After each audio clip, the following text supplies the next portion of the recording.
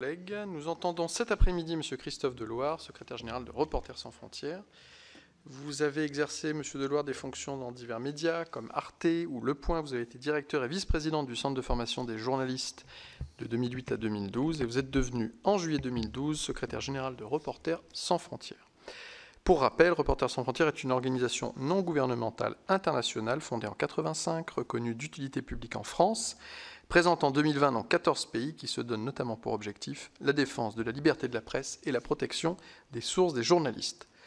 En mars 2021, RSF a déposé plainte contre Facebook au motif que le réseau social s'adonne, ouvrez les guillemets, à des pratiques commerciales trompeuses, fermez les guillemets, dans la mesure où la prolifération de messages haineux ou les fausses informations relayées sur la plateforme violent, selon vous, les engagements de Facebook vis-à-vis de ses utilisateurs.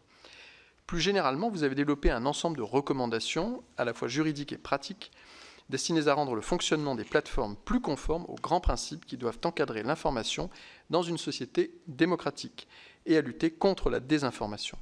Ce sont des sujets qu'on a déjà eu l'occasion de traiter dans le cadre de la commission, mais je pense qu'il est intéressant d'avoir votre expertise sur le sujet, votre point de vue.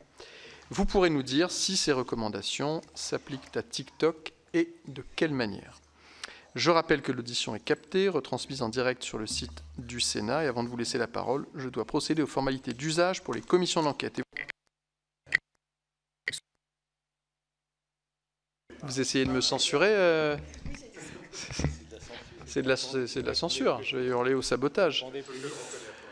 Vous répondez plus vite que votre ombre, ça va nous changer de la dernière audition.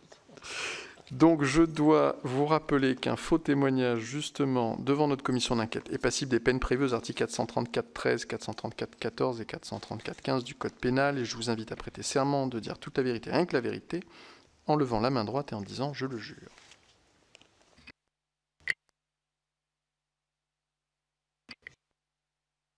On vous écoute pour un propos liminaire, peut-être, justement, sur le cœur du sujet que nous venons d'évoquer, sur les informations que vous souhaiteriez nous donner. Et puis, ce qui sera intéressant, c'est que vous puissiez interagir avec les commissaires, à commencer par Monsieur le rapporteur. Merci beaucoup, Monsieur le Président, pour votre présentation. J'apporterai un tout petit complément pour dire d'où je parle. Le mandat de Reporters sans frontières, c'est de défendre le journalisme étant entendu comme un ensemble de droits et de devoirs, et les uns et les autres étant également importants. La vision de notre organisation étant de faire en sorte que les êtres humains puissent bénéficier autant que possible d'informations fiables, leur permettant de faire des choix individuels ou collectifs. La Chine est d'ailleurs évidemment un pays extrêmement important pour notre organisation. Elle est aujourd'hui classée à l'avant-dernière place du classement mondial de la liberté de la presse, la 179e sur 180 pays. Il n'y a que la Corée du Nord derrière, enfin ça dépend de l'endroit où on se trouve. Plus de 100 journalistes y sont incarcérés à l'heure actuelle, et encore cette statistique ne rend pas totalement compte de l'intensité de la répression, du système de répression et du système de propagande mis en place en Chine, ainsi désormais qu'à Hong Kong, où le seul grand patron de la presse indépendante qui demeurait, Jimmy Lai, malgré son grand âge, a été placé en détention. C'est un pays sur lequel nous avons publié plusieurs rapports. J'en citerai deux. En 2021, le grand bond en arrière des médias. Très clairement, la Chine est un pays qui durcit son système de répression, qu'il a fait depuis l'accession au pouvoir de Xi Jinping, par rapport à la période précédente du président Hu Jintao. Et nous avions publié préalablement en 2019 un rapport intitulé « Le nouvel ordre mondial des médias selon Pékin ». Pékin est un régime qui, non content de réprimer le journalisme, plus largement l'information indépendante, entend changer l'ordre mondial de l'information et s'y adonne par des moyens divers et variés qui vont d'une opération tapis rouge bien nommée, consistant à inviter des journalistes étrangers pour leur apprendre le journalisme aux caractéristiques chinoises, à des méthodes relevant plus de la diplomatie et de l'influence dans les organisations internationales en charge de ces questions. Je vais commencer mon intervention en tentant de répondre rapidement à deux questions. Qu'est-ce qu'une plateforme numérique? Et deuxièmement, qu'est-ce que TikTok pour nous? Vous, à ce stade, vous connaissez mieux TikTok que je ne le fais, donc je vais plutôt entrer dans des questions plus générales et notamment sur des logiques de régulation. De notre point de vue, très clairement, une plateforme numérique n'est ni un hébergeur ni un éditeur. Et il s'agit peu à peu de distinguer un troisième statut. On ne saurait parler d'un hébergeur dès lors que le travail d'une société comme TikTok n'est pas neutre, que les algorithmes de curation et de recommandation organisent ce qu'on voit moins et ce qu'on ne voit pas du tout. Mais il ne s'agit pas non plus d'un média, puisqu'ils ne produisent pas le contenu, ont une taille qui dépasse largement la taille des médias. Bref, de notre point de vue, ces entités structurantes organisent l'espace public. Ça n'est peut-être pas le lieu pour le dire, mais d'une certaine manière, les grandes plateformes numériques ont remplacé le Parlement. Code is law, le code c'est la loi, elles édictent les règles des lois qui autrefois étaient adoptées par le Parlement, l'équivalent des lois sur la distribution de l'information. Elles remplacent la justice puisqu'elles appliquent leurs propres règles. Elles remplacent les administrations puisque certaines d'entre elles allouent des fonds, y compris aux médias, mais à leur manière, toutes discrétionnaires et sans considération pour des principes démocratiquement admis. Plus que cela, elles exercent un ministère de la vérité. Elles exercent un ministère de la vérité puisque les plateformes ont encore la possibilité de prendre des décisions sur des aspects éditoriaux. C'est Facebook qui a décidé pendant longtemps que le virus n'était pas sorti des laboratoires de Wuhan. Je précise que je ne sais pas d'où est sorti le virus, mais que Facebook le savait et l'avait imposé à ses algorithmes. TikTok, comme des révélations du Guardian en 2019 ont permis de l'établir, interdisait qu'il soit question de certains faits pourtant historiquement avérés. C'est exactement ce qu'on appelle un ministère de la vérité. Notre point de vue, c'est que les plateformes numériques devraient être, au fond, considérées comme des services d'intérêt général, des public utilities. Elles devraient être traitées d'une certaine manière comme des délégataires de services publics et des obligations devraient leur être imposées comme à tout délégataire de services publics. La question, évidemment, à chaque fois, c'est quelle responsabilité ? De notre point de vue, la législation européenne, déjà adoptée ou en cours, n'a pas réponse à tout. Qu'est-ce que TikTok ? Rapidement, TikTok, c'était évidemment un enjeu ou un danger pour la démocratie. Un service privé pour créer des influenceurs et les pousser à la consommation. Je ne prendrai qu'un exemple récent. Il semble que TikTok a laissé diffuser des contenus sponsorisés, des publicités politiques pour des marques de trottinettes en libre service dans lesquelles des créateurs de contenu appelaient à se mobiliser et à voter contre l'interdiction des trottinettes en libre service à Paris. Alors, c'était peut-être pas le plus grand exercice démocratique qui soit, mais ça montre ce qu'une entité comme TikTok peut faire et quel rôle elle peut jouer. C'est un enjeu pour les libertés publiques. Je renvoie à toutes les questions qui ont déjà été évoquées devant votre commission en matière de surveillance. C'est un enjeu pour les médias en termes de marché et d'audience, avec, vous l'observez évidemment, des médias qui, pour pouvoir aller chercher une audience ou s'adresser à une audience jeune, vont sur TikTok. C'est un enjeu pour la liberté de la presse. BuzzFeed avait révélé ce que TikTok a reconnu, que des ingénieurs de sa société mère avaient accédé à des informations sur des sources journalistiques, en fait, via des enquêtes sur des journalistes identifié qu'elles avaient pu être des sources de contenu. C'était en décembre 2002. Il faut d'ailleurs reconnaître à TikTok de souvent reconnaître ce qui s'est passé en disant que c'était exceptionnel, lié à des brebis égarées. Bref, en conclusion de ce paragraphe, TikTok n'est pas la seule plateforme qui a pu ou peut poser des questions en matière de surveillance. Et Edward Snowden nous en avait suffisamment appris sur le programme PRISM américain. Et donc, il convient, même si je ne renvoie évidemment pas dos à dos Washington et Pékin, mais de ne pas considérer que le problème de la surveillance via les plateformes se limiterait à TikTok. TikTok ne doit pas être le paratonnerre qui empêche de s'intéresser aux autres plateformes. Néanmoins, il y a des spécificités. Une question générale, me semble-t-il, qui est posée en matière de respect de principes démocratiques et de conformité des plateformes aux principes démocratiques, c'est qui a la charge de la preuve? Est-ce que c'est aux autorités, à la justice, d'établir que des infractions sont commises, ou est-ce que c'est aux plateformes elles-mêmes d'établir a priori qu'elles, et grâce notamment à un dispositif de transparence, mais pas seulement, qu'elles respectent des principes démocratiquement admis. La législation est en cours, notamment au niveau européen. Le DSA, DMA ont un certain nombre, sont des avancées notables, mais souffrent d'un certain nombre de fragilités. Le DSA porte plutôt sur la modération que sur les algorithmes de recommandation. Il s'intéresse plutôt à la distinction entre le champ du licite et de l'illicite, plutôt qu'à l'organisation du licite. Or, les espaces publics démocratiques ont toujours été la construction démocratique s'est faite sur l'organisation du champ du licite et la promotion de formes d'intégrité dans le licite, par la régulation des médias, par la distinction entre la publicité et les contenus journalistiques. Et le DSA, manifestement, ça n'est pas ses points de force. La question des messageries n'y est pas traitée non plus. S'agissant d'un sujet central qui est la question de la fiabilité de l'information, il y a eu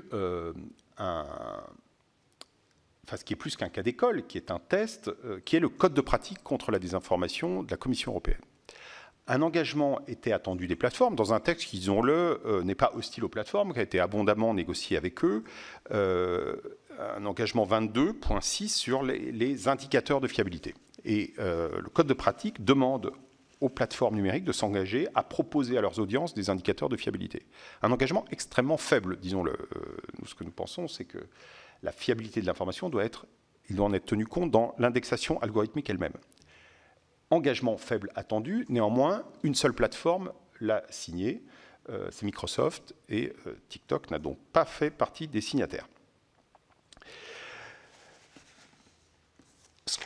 Quelques mots sur ce que Reporters sans frontières a lancé comme initiative et qui peuvent nourrir, nous semble-t-il, vos travaux.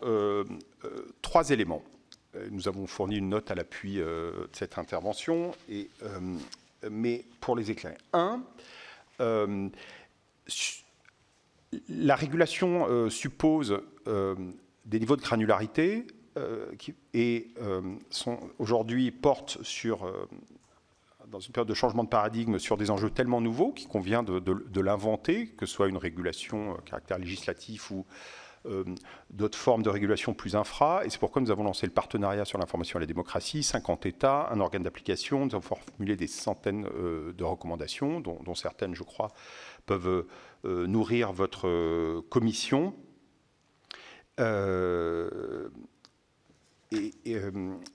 Et que nous tenons à votre disposition dans plusieurs rapports avec certaines des propositions qui ont été formulées dans des cadres de régulation sur les messageries privées, la modération, la promotion de la fiabilité de l'information, les régimes de responsabilité des comptes de réseaux sociaux. 2, la Journalism Trust Initiative, fondée sur une norme européenne, avec des audits externes des médias, un dispositif de certification. Quel en est le sens? Le sens, c'est de promouvoir la fiabilité de l'information sans décision discrétionnaire, ni des États, ni des plateformes. Nous voyons de grandes avancées. D'abord parce que le European Media Freedom Act, actuellement sur la table à Bruxelles, l'intègre. Parce qu'une plateforme est en train d'avancer sur le sujet, nous devrions faire une annonce bientôt, qui n'est malheureusement pas l'une des plateformes principales encore, enfin en tout cas celles qui ont le plus d'abonnés. Des médias qui sont de plus en plus, qui perçoivent l'intérêt de démontrer qu'ils s'astreignent à des obligations pour trouver une place légitimement plus grande dans l'espace public. Il y a un enjeu majeur. Est-ce que ça se trouvera sa conclusion dans le European Media Freedom Act? Est-ce que ce sera plus tard éventuellement dans la loi nationale? C'est qu'on impose aux plateformes numériques d'amplifier la visibilité des médias qui démontrent leur fiabilité sur la base de leur processus et sans jamais être sur les contenus. Il se peut que ça avance dès le European Media Freedom Act. Il y a déjà près de la moitié des États européens qui sont favorables, une partie du Parlement y est favorable. Bref, c'est encore un combat qui peut jouer aujourd'hui à Bruxelles, mais peut-être demain sur le plan national, dans une régulation nationale. Si on n'arrive pas à remettre ce principe au cœur des algorithmes, si on laisse les algorithmes répondre d'abord à une logique marchande, ce qui est le cas de TikTok, alors on accepte que notre espace public soit soumis à une logique marchande et qu'il n'y ait pas simplement des gens qui font des activités commerciales et de toutes sortes qui jouent dans l'espace public, mais que ce soit l'espace public lui-même qui soit dans cette logique. Donc là, il y a un combat majeur à mener sur ce point. La troisième chose, c'est comment des démocraties gèrent la globalisation de l'espace de l'information et de la communication. Et comment se pose d'une certaine manière la question des limites des espaces publics. Est-ce qu'on peut trouver une voie entre j'oublie le terme à l'instant, mais une décomposition de l'espace international, de cet espace global, une fragmentation, voilà, je l'ai retrouvé, revenant à des espaces nationaux, ce qui serait regrettable, mais comment à l'inverse on évite de se retrouver dans un espace où la symétrie entre les dictatures et les démocraties favorise les dictatures. Et là, on a formulé une proposition de système de protection des espaces informationnels démocratiques, de cadre de régulation, permettant d'aller dans le sens de la plus grande ouverture mutuelle, mais permettant aussi aux démocraties de se défendre sur la base d'un système de réciprocité intégrant les principes universels de la liberté d'expression.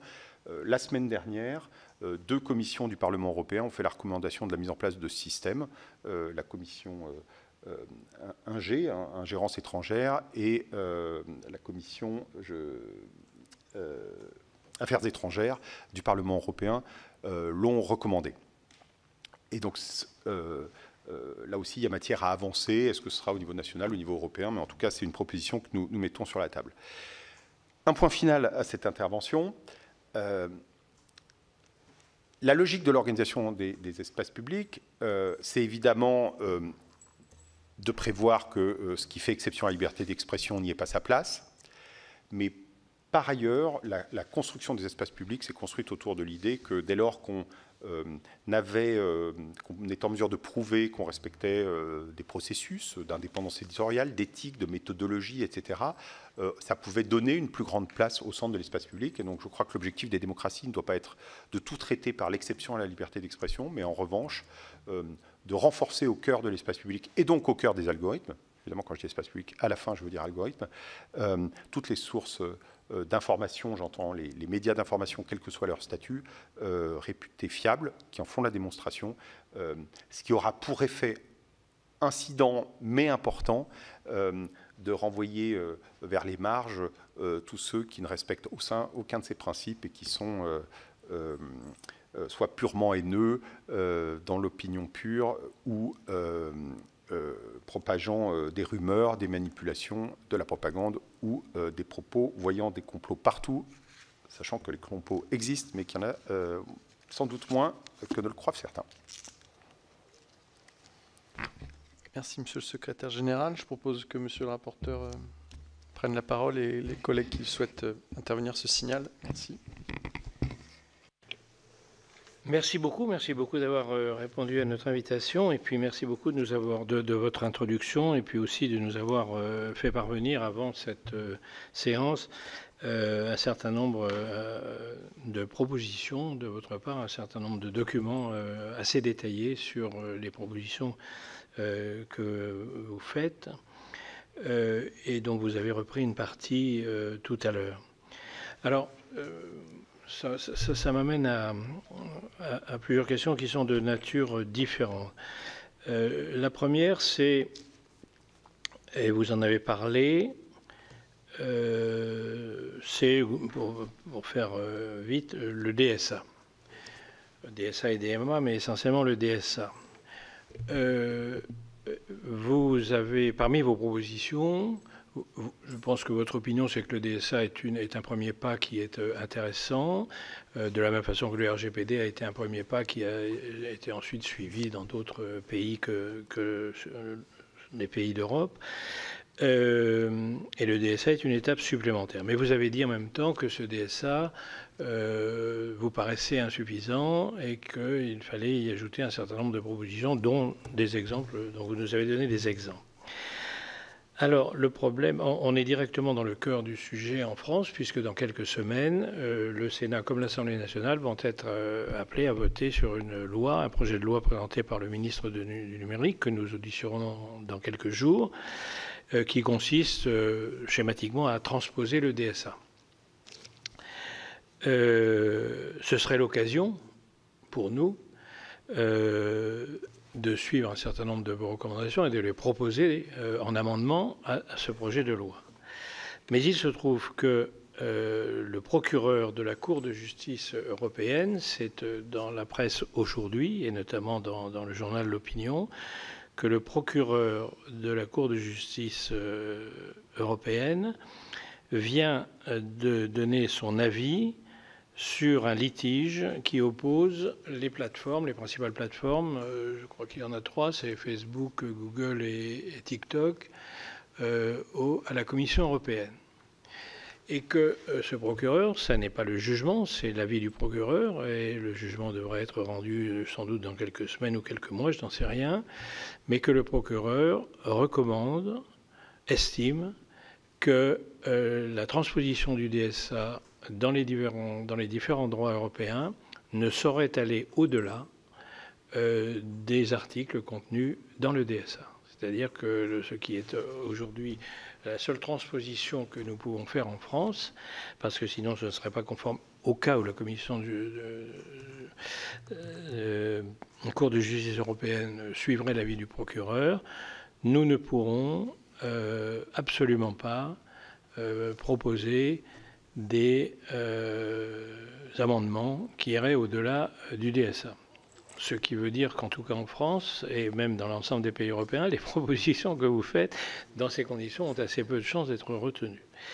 Peut-être est-il encore temps d'alerter, pour vous, comme pour nous, d'alerter les juges de la Cour de justice européenne. C'est sans doute trop tard, parce que la procédure est en cours. Je ne pense pas qu'on puisse encore demander d'être audité. Mais c'est pour moi un problème important. Alors, le deuxième sujet connexe, c'est que le DSA prévoit, ou plutôt, oui, le DSA prévoit, et les négociations au sein de l'Union européenne, prévoient que les régulateurs nationaux, en France l'ARCOM et la CNIL essentiellement, vont être dépossédés de leur pouvoir d'enquête et de sanction. L'ARCOM totalement, et la CNIL pour une bonne part de ces activités, et que tout cela, bien entendu, ils pourront toujours être saisis par des plaignants ou par des gouvernements, mais que la plainte sera désormais, pour les 27 pays de l'Union européenne, transmise à la DPC irlandaise, qui sera le juge en dernière instance. Juge qui devra évidemment proposer aux 27, et c'est le cas d'ailleurs dans une décision sur TikTok qui doit être prise dans le courant de l'été, juge qui sera évidemment, qui aura à consulter les 27 régulateurs européens, mais qui sera souverain. Et d'ailleurs, on en a l'exemple dès aujourd'hui sur la décision dont je vous parlais, qui a fait l'objet de remarques d'un certain nombre de régulateurs, que le DPC, d'après mes informations, je n'en ai pas une certitude, semble ne pas avoir choisi de suivre. Alors moi, ça me pose un problème particulier parce que le DPC irlandais, c'est quand même aujourd'hui le régulateur qui a beaucoup de raisons de montrer beaucoup plus de tolérance par rapport à un certain nombre de plateformes, et notamment celles qui sont installées en Irlande pour des raisons fiscales assez évidentes. C'est notamment le cas de TikTok qui aujourd'hui a sa maison mère européenne en Irlande et qui demain, avec le projet Clover, va faire des investissements en Irlande qui se monteront à des centaines de millions d'euros.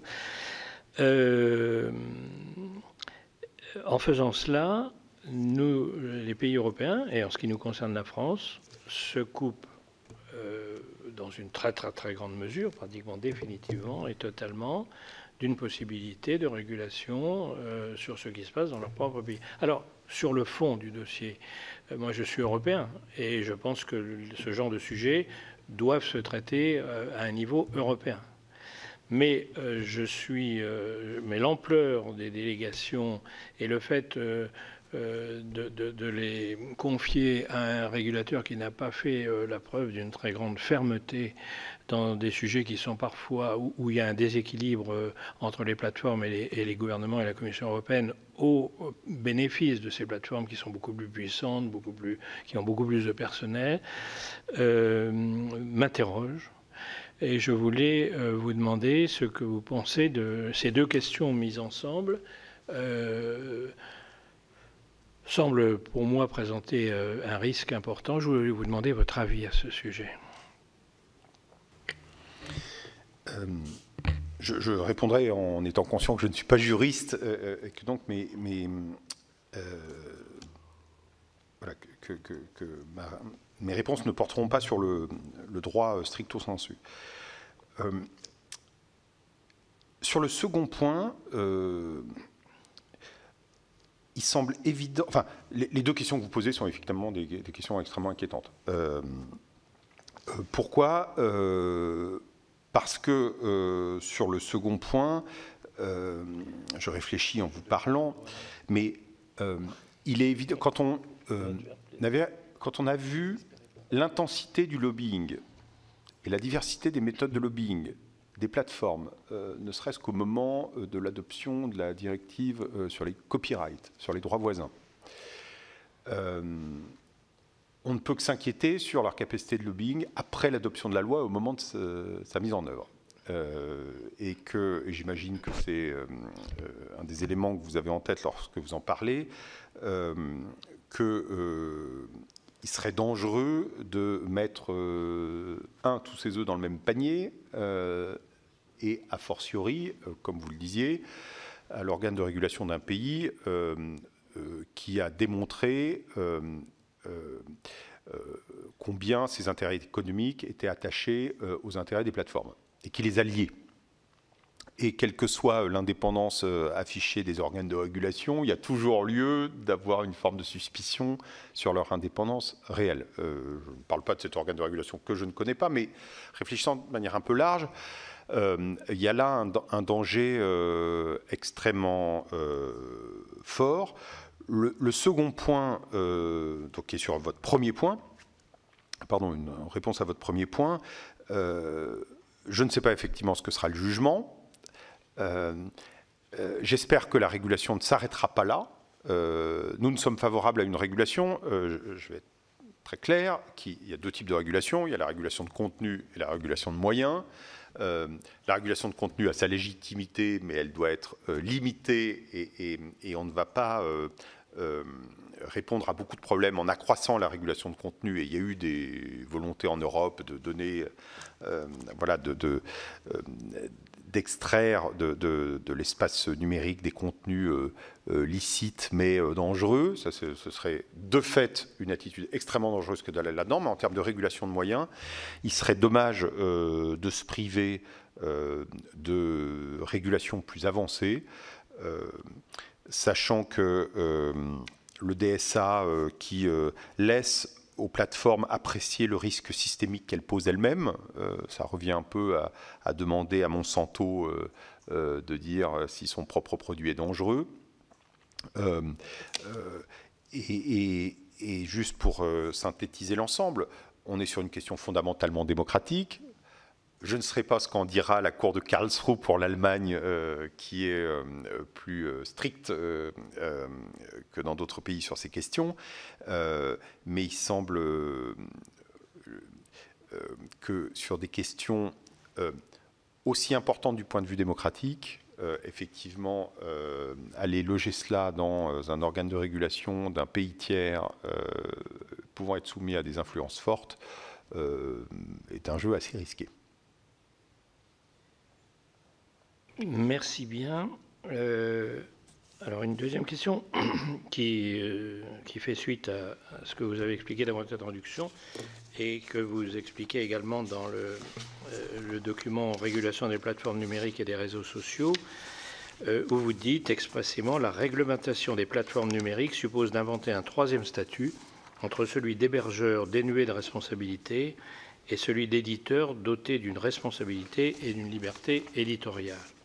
RSF propose que les plateformes soient considérées, c'est ce que vous venez de répéter, comme des services d'intérêt général, également appelés Public Utilities, et soumises au régime de responsabilité qui en découle. Alors c'est une réflexion qui rejoint la nôtre et qui peut-être va plus loin que la nôtre et dans le cadre des propositions. Elle est peut-être plus intelligente que la nôtre, puisque c'est ce que j'allais dire. Le Sénat a voté, après avoir discuté à plusieurs reprises en commission de la culture, dont était présidente jusqu'à une date récente Madame Morin-Desailly, le Sénat a voté un amendement que j'avais proposé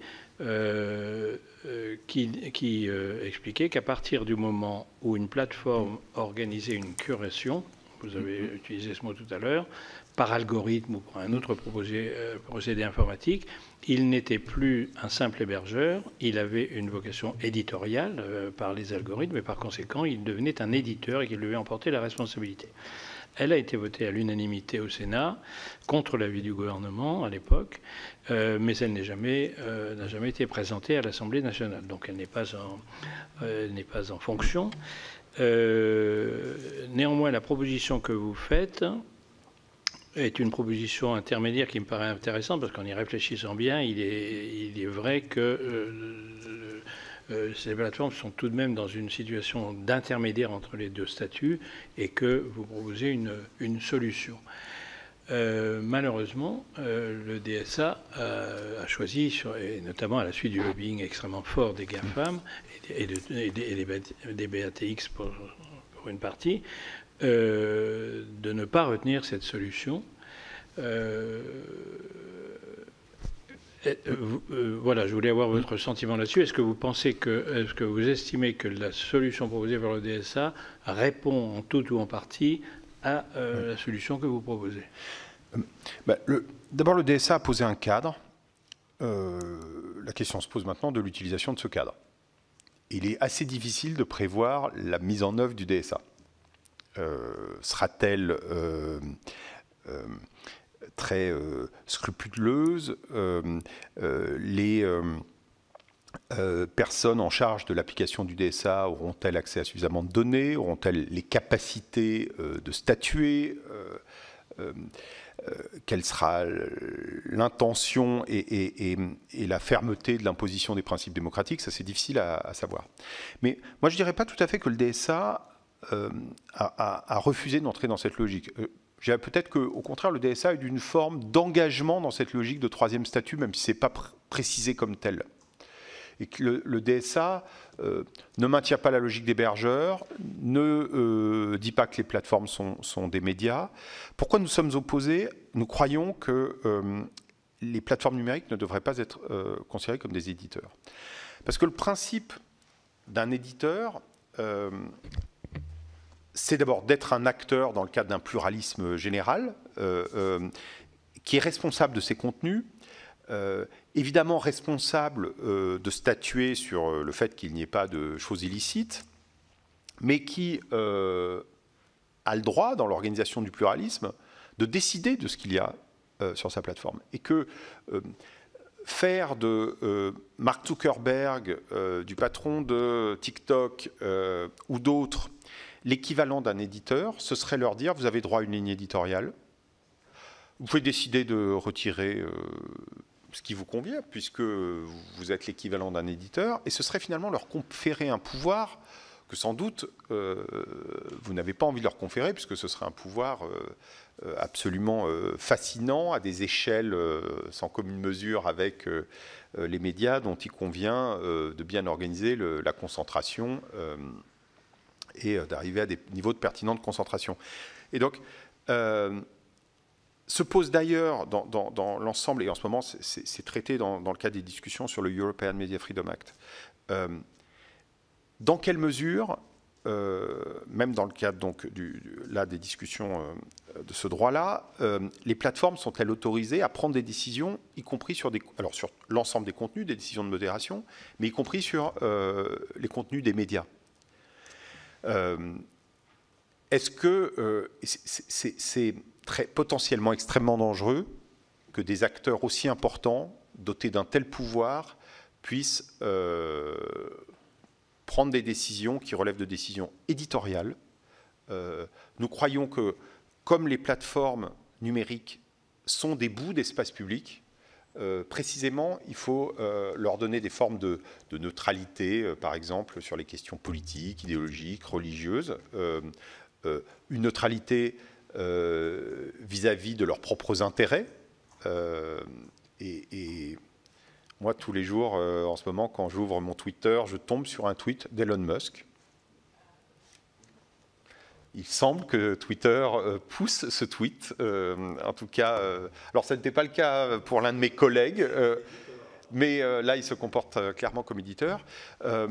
Et donc, il faut des obligations de moyens très fortes, mais qui sont adaptées à ce que sont les plateformes, c'est-à-dire pas à une équipe qui produit un contenu pour un lectorat, mais bien un organisateur de notre espace public.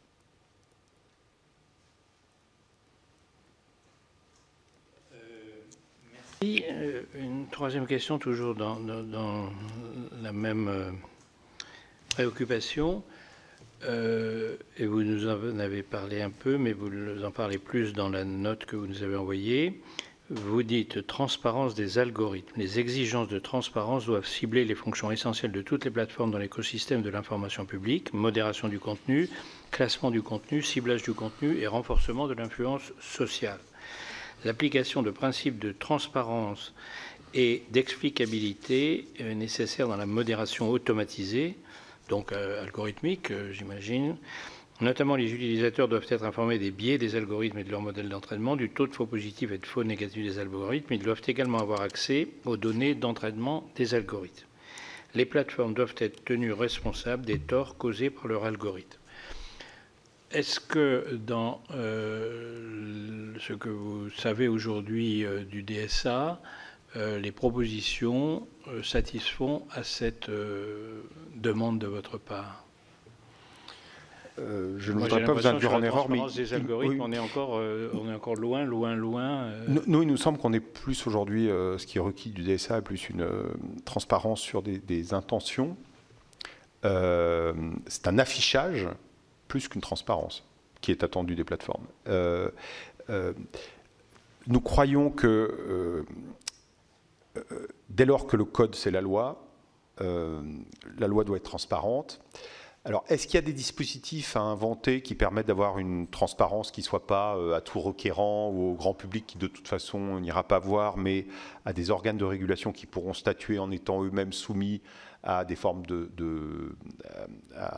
à des secrets pour ne pas révéler sur la place publique la transparence? En tout cas, de notre point de vue, il doit y avoir une transparence la plus absolue vis-à-vis d'institutions démocratiques en charge de vérifier. Autrement, ça ne s'appelle pas la transparence. C'est une réponse tout à fait nette qui trancherait si elle était appliquée avec l'opacité actuelle de tous les algorithmes en général, mais en ce qui concerne TikTok, dont l'algorithme est géré, amélioré, développé en Chine, est sans doute le paroxysme de ce qu'on peut faire. Merci beaucoup. Je voudrais vous demander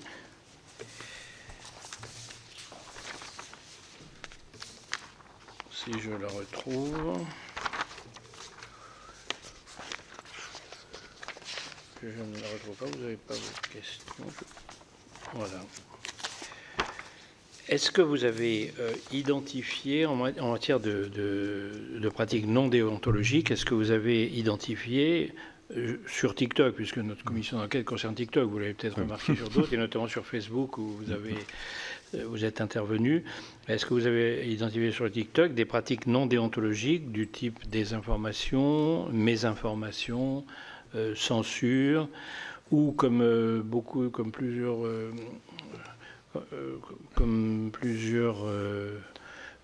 employés ou responsables d'autres plateformes s'en sont plaints énormément d'un vol de données, d'un vol de vidéos, d'un vol de documents retransmis directement sur la plateforme de TikTok sans avoir évidemment, sans contrat, sans paiement, sans droit, etc. Nous n'avons pas lancé d'études sur le sujet, je suis incapable de vous répondre.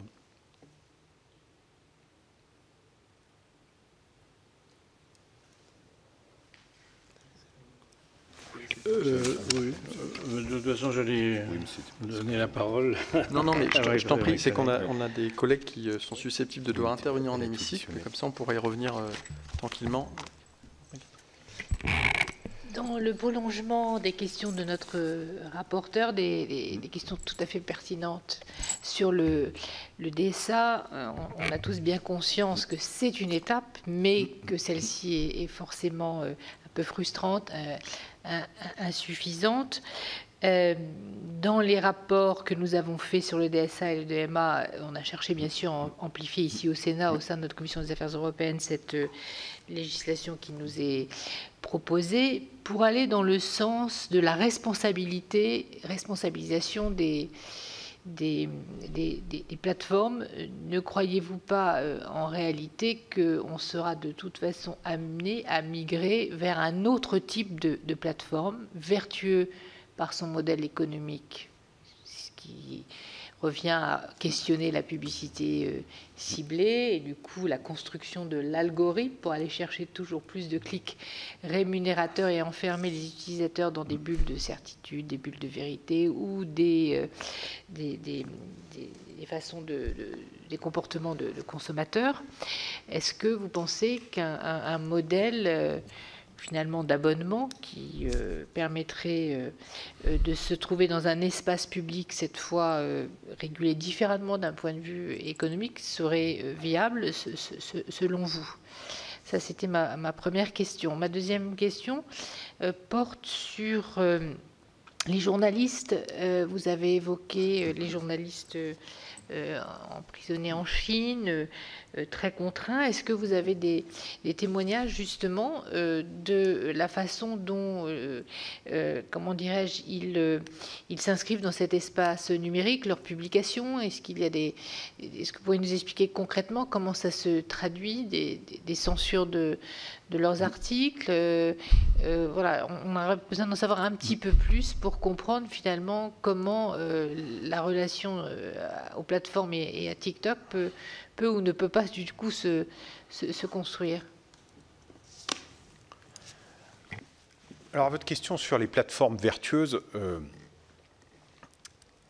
je crois que le principe de la loi, c'est qu'il peut y avoir des gens vertueux, mais que les institutions démocratiques doivent s'assurer que les... J'ai peut-être mal compris votre question. Plus vertueux. Un modèle économique. Pardon. Un modèle économique. Pas toxique comme ça l'est à l'heure actuelle. Aujourd'hui, il n'a pas été inventé. Et aujourd'hui, les sociétés relevant du capitalisme de surveillance, décrit par Shoshana Zuboff dans son livre sur l'âge du capitalisme de surveillance, ont la maîtrise. Elles ont aussi un avantage, c'est que non seulement elles peuvent avoir une vision claire de ce que nous sommes et faisons, mais en plus elles peuvent prédire nos comportements, et que ce capitalisme de la prédiction a un potentiel de manipulation globale qui aujourd'hui en fait des sociétés dominantes, et de sociétés qui sont d'autant plus dominantes que le stock d'informations accumulées leur donne un tel avantage concurrentiel qu'il est difficile à des nouveaux entrants de se faire une place sans même parler au soleil, mais une place sur le marché.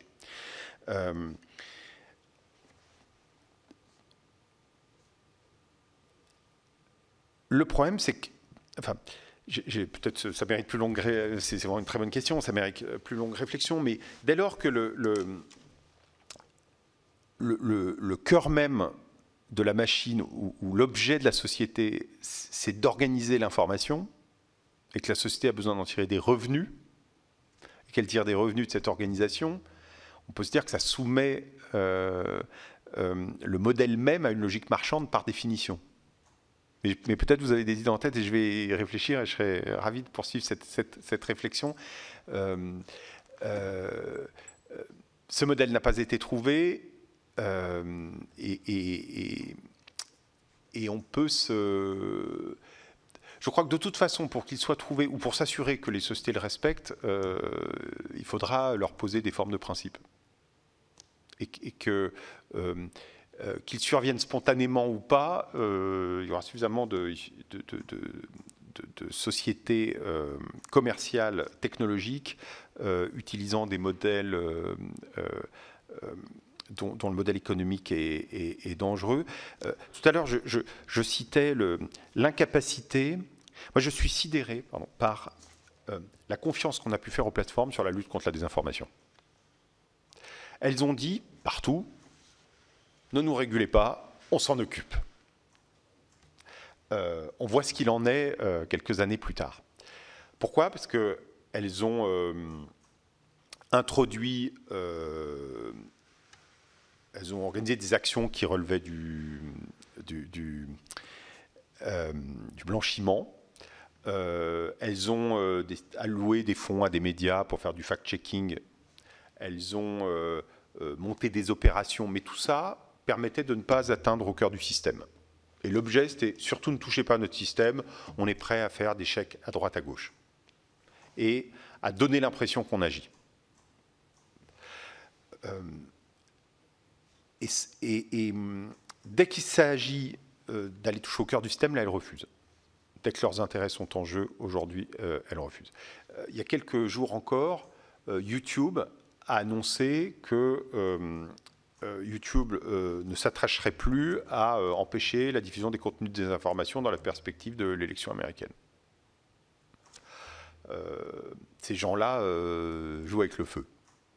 Et il me semble qu'aujourd'hui, les plus grands réseaux sociaux, enfin aucun d'entre eux n'a mis en place des mesures systémiques et aucun d'entre eux n'a dit « je suis prêt à limiter les dividendes pour mes actionnaires » afin de sauver la démocratie. Dans l'arbitrage, il n'y a même pas eu un déplacement de curseur, tout est du côté de l'avantage économique.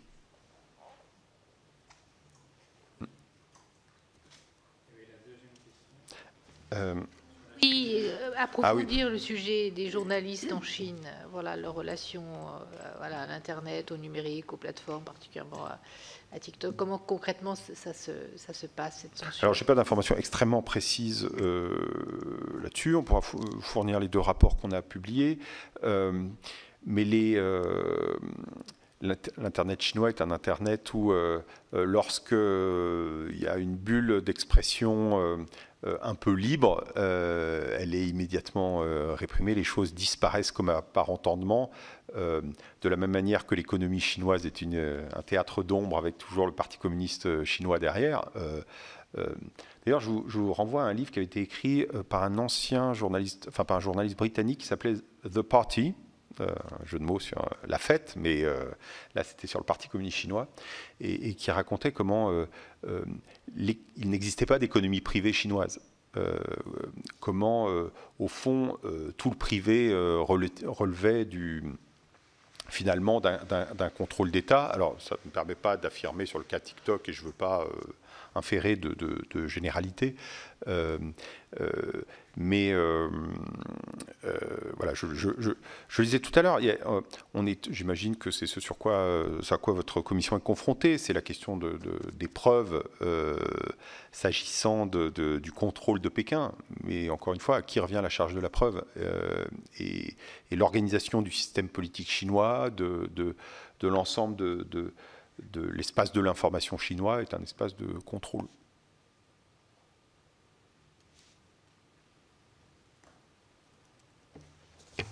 Merci, Monsieur le Président, Monsieur le rapporteur. Nous avons, lors d'une audition, compris que TikTok finançait certains grands événements culturels, comme le Festival de Cannes, le Salon du Livre.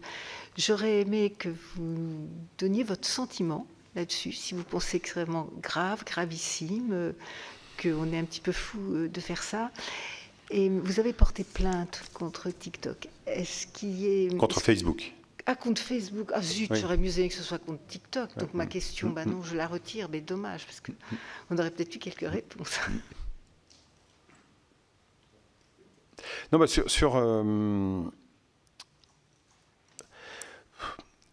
ne voudrais pas être dans une forme de subjectivité trop grande. Je dirais que la question, j'ai appris il y a quelques jours à propos du stand au Salon du Livre, qui d'ailleurs démontrait ce stand à la fois une forme de soft power de TikTok et en même temps l'influence de ses recommandations, y compris en matière éditoriale, et pour faire vendre des livres qui ne sont sans doute pas ceux que nous lisons autour de cette table, mais qui ont un impact, qui peuvent avoir atteindre des audiences extrêmement grandes. Je dirais que ça n'est peut-être pas le point central, mais ça fait partie des opérations de lobbying comme les plateformes en font. Moi, je dois dire qu'à Reporters sans frontières, il ne s'agissait pas de TikTok, il s'agissait de compagnies américaines, mais lorsque j'ai pris mes fonctions, nous avions un donateur et on a une grande diversité de financements. Le seul qui tentait de me tordre le bras était une entreprise du numérique américaine. Le seul qui essayait vraiment de nous influencer à travers ces financements. Je crois qu'il y aura une histoire à écrire des opérations de lobbying et de l'influence via la capacité financière des sociétés technologiques. Et ce que vous venez d'évoquer fera peut-être l'objet d'une partie de chapitre.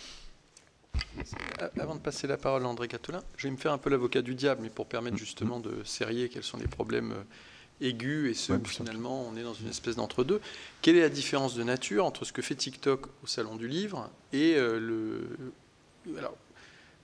que fait TikTok au Salon du Livre, où personne n'est dupe ici du fait que nous ne sommes pas dans les années folles, le nouveau surréalisme, etc.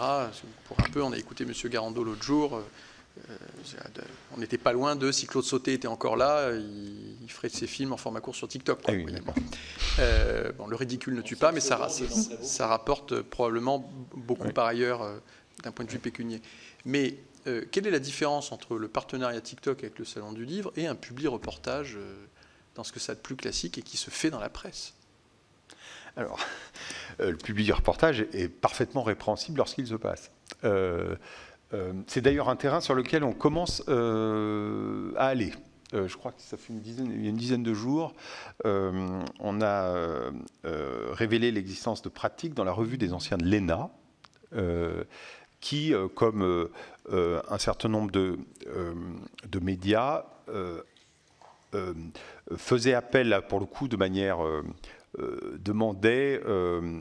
proposait contre rémunération de publier des contenus relevant de la publicité et n'étant pas présentés comme tels. Je crois que c'est un enjeu majeur de nos sociétés que de conserver la distinction entre les contenus journalistiques et la publicité. Il y a toujours eu des formes de corruption. Il y a eu des périodes où elles étaient relativement maîtrisées et faibles. Là, on est entré dans une ère de la corruption des contenus. Pourquoi ? Parce que si on peut demander aux plateformes numériques de ne pas... on peut réguler les publicités dites politiques, c'est-à-dire subventionner sur les plateformes, et dont les plateformes ont connaissance qu'elles ont fait l'objet d'une subvention, d'un sponsoring, d'un achat. En revanche, ces plateformes numériques ne savent pas dans quelles conditions ont été produits les contenus en amont de leur publication. Et c'est la raison pour laquelle on parviendra jamais, y compris par le droit pénal, à empêcher que ces pratiques aient lieu. Le seul moyen, c'est de donner des formes d'avantages à ceux qui démontrent que l'information n'y est pas corrompue. Et ça, je vous rejoins totalement. Malheureusement, le brand content et le brand content pas toujours affiché comme tel, les contenus sponsorisés. Il y a des plateformes qui existent où on peut s'acheter des articles, acheter des articles sur soi quand on est une entreprise ou un individu. C'est une dérive complète. Certains médias, j'espère rares, s'en accommodent en considérant que c'est le moyen de sauver leur modèle économique. Je crois qu'il est de notre responsabilité de trouver un moyen que l'écosystème de l'information soit organisé de telle manière qu'on puisse survivre sans cela et d'éviter que la corruption de l'information devienne admise. Mais ma question vise vraiment à comprendre comment ça marche. D'un point de vue déontologique, je dis ça comme lecteur lambda. Moi, je croyais que du moment que le lecteur était informé du fait que c'était un publi-reportage, c'était admis. Non, c'est pas comme ça que ça marche. Oui, mais c'est le cas, mais vous avez de plus en plus... Alors, mais y compris la PQR, je veux dire... des médias de statuts différents, certains médias d'information, d'autres qui sont juste des médias dont c'est la spécialité... Enfin, il y a des chaînes qui ne sont pas des grandes chaînes, mais dont c'est devenu le modèle économique. Commerce, et où on ne vous présente pas les contenus comme étant des contenus sponsorisés. Et ça, évidemment, c'est une dérive terrible. Oui, par exemple, à laquelle on vient de mettre fin. Quand des magazines nationaux vous font un focus sur une ville ou un département en particulier, mais parce que par ailleurs, ils trouvent des annonceurs d'une manière ou d'une autre, recommandés par les collectivités pour que le truc se fasse, quoi. S'il y a des annonceurs intéressés, là, je ne vois pas en quoi c'est répréhensible si le contenu n'est pas sur l'annonceur. Ça, c'est autre chose. Oui, mais enfin, on sait tous que la personne qui va être, ou le département qui... Je dis ça en plus, j'ai aucune arrière-pensée, c'est pour comprendre. Que le département, la région, ou que sais-je, qui est l'objet du reportage, est bien content de se retrouver en une, même si c'est à diffusion purement locale d'un magazine national, et va envoyer la régie publicitaire du journal, va lui indiquer quelles peuvent être les entreprises susceptibles d'allonger, quoi. Oui, mais la logique, pour avoir travaillé dans un magazine un hebdo ça, oui. qui pratiquait ça, la logique là était plutôt une logique d'audience. C'était que faire un supplément sur telle ville, c'était s'assurer des ventes, supplémentaires. Et donc, qui dit vente, dit le cas échéant annonceur. Et peut-être avec des formes de publicité plus ciblées, parce que relevant de la région. Ça, moi, je n'y vois rien de répréhensible. Oui, sans modifier la ligne éditoriale. Si la ligne éditoriale reste indépendante. D'accord. Non, ce qui là est répréhensible, c'est lorsque une entité, quel que soit son statut, achète un contenu, une personne physique ou morale, le plus souvent une personne morale, achète un contenu qui relève de la publicité, qui n'est pas présenté comme tel. Et ça, on voit que c'est quelque chose qui est en train de se développer, qui n'est pas aujourd'hui, je pense, au cœur du système, mais qui se développe, y compris à la faveur de la pression concurrentielle.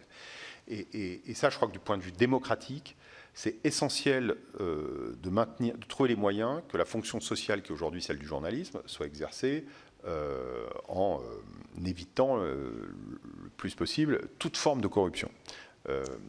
Et ça doit être au cœur de la réflexion sur le journalisme et l'avenir de l'information. C'est comment, au-delà même des médias d'information, mais on s'assure dans le débat public, dans les communications en général, qu'on a des formes de tiers de confiance. Et c'est sans doute aujourd'hui ce qui est censé représenter le journalisme. Faisons en sorte que les moyens économiques soient suffisants, et donc l'organisation du marché pertinente, pour que des acteurs puissent exercer ça sans l'ombre d'une intention, ou d'une sensibilité à la corruption. Merci. Monsieur Gattolin. Oui, merci Monsieur le Président. Moi j'ai une question. Tout à l'heure vous évoquiez le fait que les plateformes, les réseaux sociaux n'étaient pas des éditeurs. En même temps, quand on regarde ce qu'est TikTok, prenons la version chinoise, Douyin. Il produit d'ailleurs des programmes éducatifs qui sont reconnus pour leur qualité. C'est une manière aussi d'éviter les critiques contre l'aliénation ou le temps trop long passé. Alors bien sûr, il y a des limitations de temps utilisé. Mais le système des influenceurs, c'est quand même très particulier. Parce que finalement, ce sont des gens qui produisent pour TikTok, en tous les cas en vue d'être diffusés par TikTok, compte tenu de l'audience qu'ils ont. Et récemment, il était fait état de certains influenceurs qui avaient pris des positions, notamment aux États-Unis, sur la question ouïghour, qui se sont retrouvés, non pas censurés, mais avec des audiences qui passaient de 100 000 à 200 000 à 30 personnes. C'est-à-dire que c'est une censure mécanique qui fait que l'algorithme, tout d'un coup, vous coupe des gens qui sont vos habitués. C'est tout à fait une logique de sous-traitance rédactionnelle, de censure exercée sur les contenus diffusés, avec un élément supplémentaire que j'ajoute à la réflexion. Donc aux États-Unis, sentant peut-être le vent du boulet, TikTok a développé un nouveau réseau social qui s'appelle Lemon8, peut-être un peu plus âgé, style de vie, etc. Et procède au débauchage de ses propres, je dirais, influenceurs ou personnes à succès de TikTok pour les emmener fournir des contenus éditoriaux à Lemon8.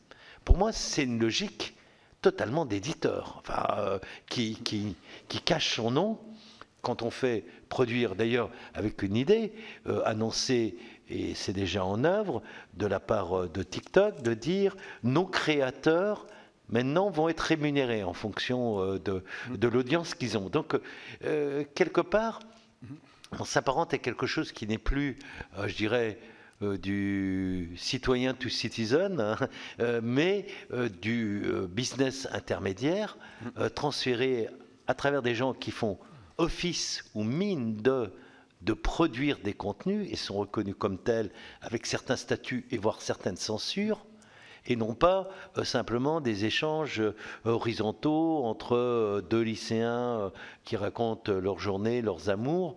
On est dans quand même une construction quasi, je ne vais pas dire rédactionnelle, mais éditoriale d'une équipe.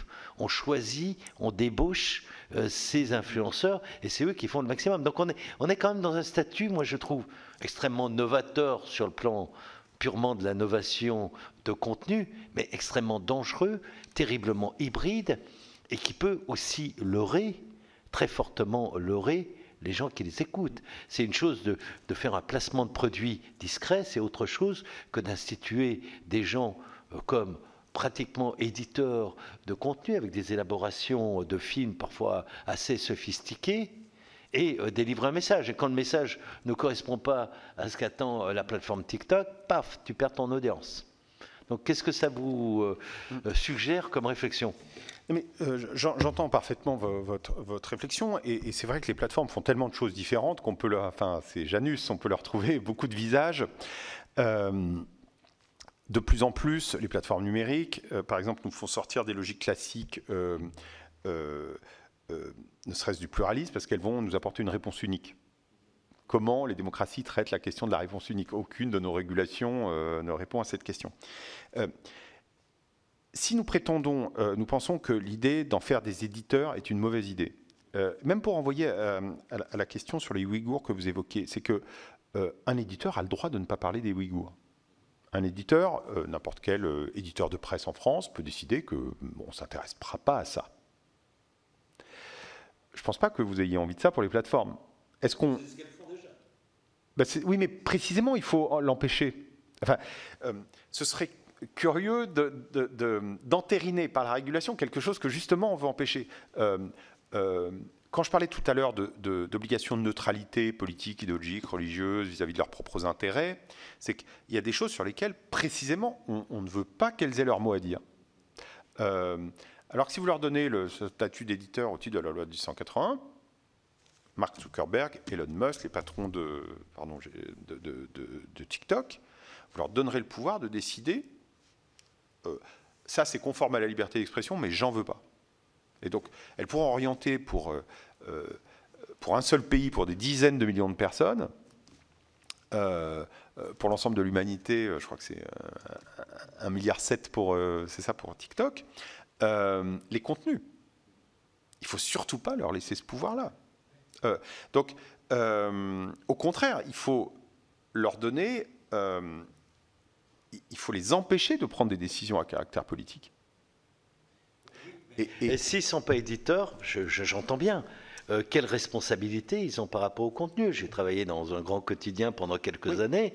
Je sais ce que c'est d'être responsable éditorial et de se retrouver en justice, devoir rendre des comptes. C'est-à-dire, je suis d'accord, je comprends la logique, mais pour revenir dans cette pièce même, samedi dernier, on faisait un colloque sur la situation au Cambodge, avec un représentant de RSF, votre directeur local, et il y avait énormément de gens de la communauté cambodgienne, où les médias sont censurés. Et les gens de la communauté cambodgienne s'offusquaient d'entendre dire de la part de Daniel Bastard que Facebook n'était pas un média. Ils disent, mais c'est notre média, c'est comme ça qu'on communique, c'est le seul moyen où on a de l'information par rapport aux médias officiels qui sont censurés. Je comprends bien la logique intellectuelle, mais c'est inaudible par rapport aux citoyens moyens. Mais Facebook, que ce soit aux Philippines, au Cambodge, ou j'ai découvert plus récemment en Ukraine. En Ukraine, les gens s'envoient pas il y a beaucoup de gens, ils s'envoient pas de mails. Alors, l'information passe par Telegram, et les échanges de mails, c'est sur Facebook, beaucoup, y compris des proches conseillers de Zelensky. Donc, on peut à un moment donné toujours leur trouver quelque chose qui s'apparente à l'édition, mais c'est tellement plus vaste ce qu'elles font.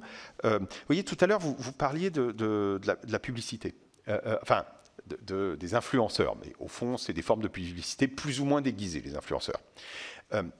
Dans la régulation des médias aujourd'hui, si vous êtes une chaîne de télévision, et je ne compare pas les plateformes aux chaînes de télévision, mais juste pour parler de la régulation des médias aujourd'hui, vous n'avez pas le droit vous ne pouvez pas faire que la publicité occupe 90% des antennes, qu'on ne sache pas d'ailleurs si c'est de la publicité ou pas de la publicité ou du contenu journalistique.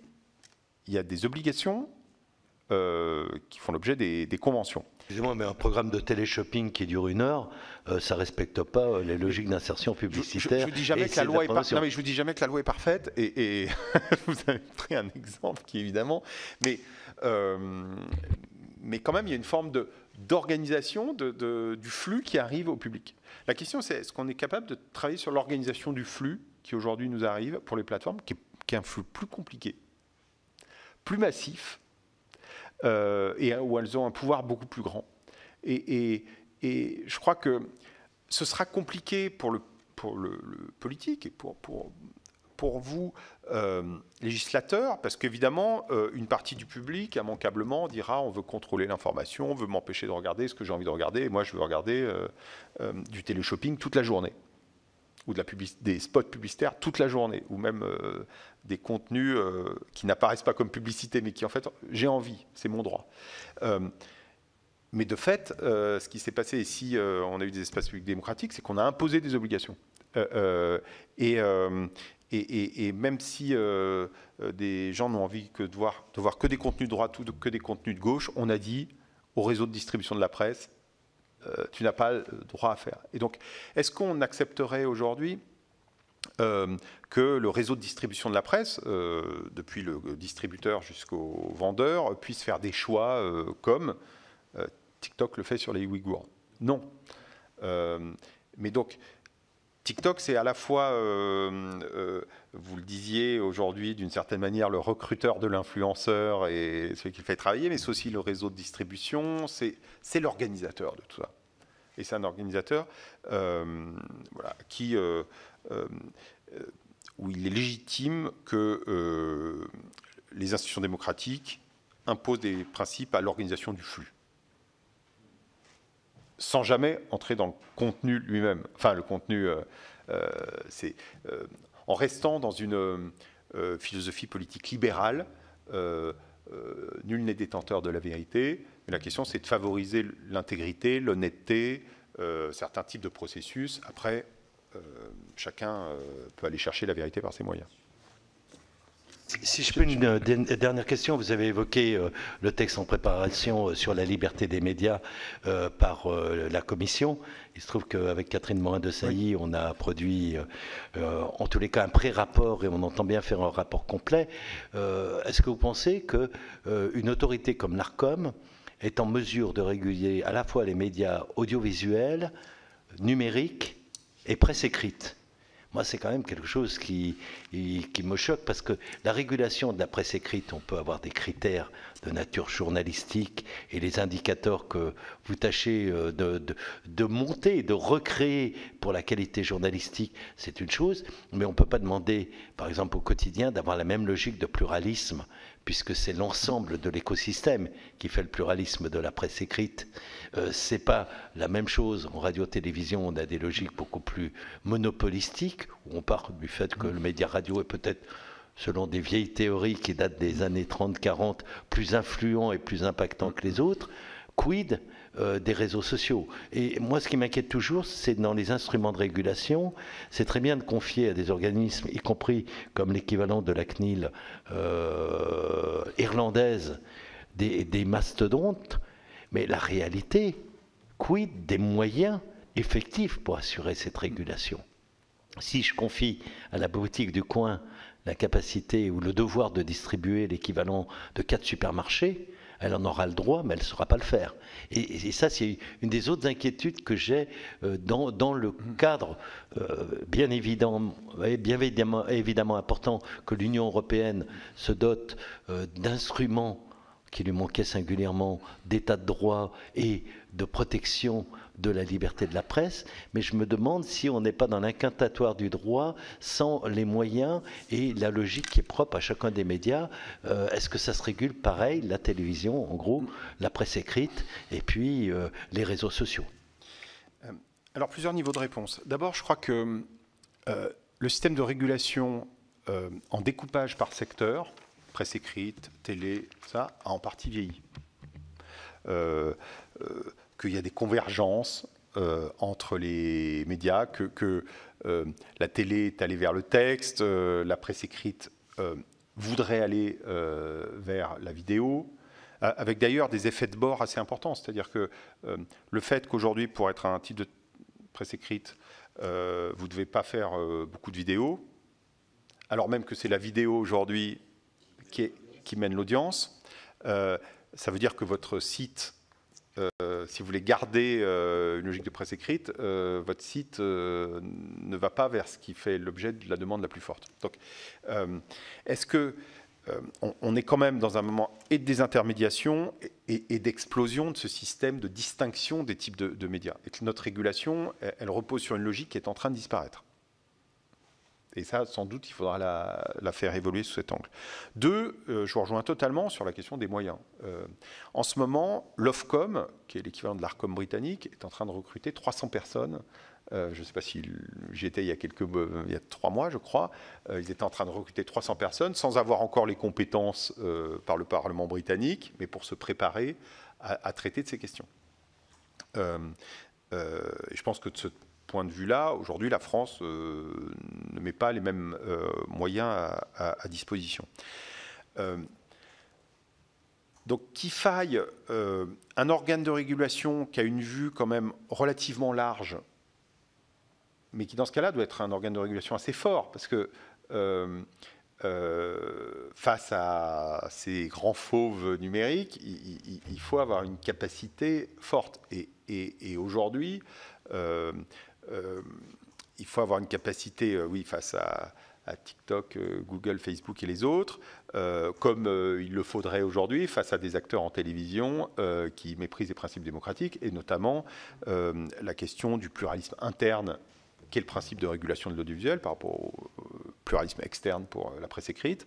Je fais évidemment référence au dossier Bolloré. Et où déjà la loi impose à l'Arcom de mettre en œuvre 3 principes, honnêteté de l'information, pluralisme de l'information et indépendance. Et de notre point de vue, l'Arcom ne s'attache pas assez à donner du contenu à ces 3 principes et à les imposer.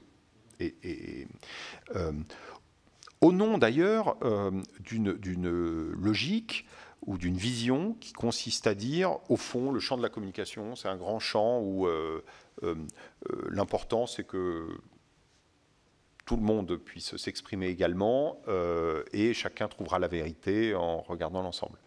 Ce qui ne nous semble pas être pertinent du point de vue de l'organisation d'un système médiatique. Donc, en tout cas, avoir des organes de régulation trop sectorisés et les uns à côté des autres ne sommes pas un bon moyen de répondre à des questions aujourd'hui qui sont vraiment très vastes. La deuxième chose, c'est qu'il nous semble nécessairement que la régulation, que la législation ne permettra jamais de suivre des évolutions. Et donc il faut que déléguer à des organes indépendants, d'ailleurs le DSA de ce point de vue-là pose en partie question vu les pouvoirs de la Commission européenne elle-même, mais déléguer à des organes indépendants le fait à un moment de pouvoir édicter des règles au fil de l'eau sans attendre la prochaine législation dans 20 ans. Et d'ailleurs, ça renvoie à la question que vous aviez posée. Pardon ? Contrôler ces organes indépendants. Au Royaume-Uni, il faut toujours contrôler les contrôleurs. Il y a toujours une charte royale tous les 10 ans et c'est le Parlement qui mène le bal. Oui. Ce n'est pas l'autorité indépendante qui s'auto-évalue. C'est quand même une différence dans la conception du contrôle démocratique. Y a-t-il d'autres questions ? C'est bon. Y a-t-il quelque chose que vous auriez souhaité porter à notre connaissance ? Non, je vous remercie. Vous n'avez pas eu l'occasion de le Merci faire. à vous. Mais c'est nous qui vous remercions beaucoup pour vos éclairages sur ces questions de principe. Merci beaucoup. Merci. Bonne soirée.